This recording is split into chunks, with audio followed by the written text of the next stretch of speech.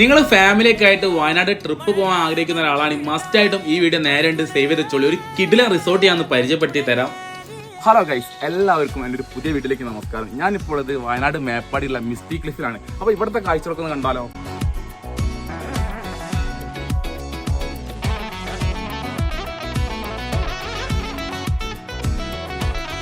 10 acre കാപ്പിത്തോട്ടത്തിന്റെ സെൻട്രലായിട്ട് 360 degree വ്യൂയോട് കൂടിയിട്ടുള്ള ഒരു കിടിലൻ റിസോർട്ടാണ് കേട്ടോ മിസ്റ്റി ക്ലിഫ് റിസോർട്ട്.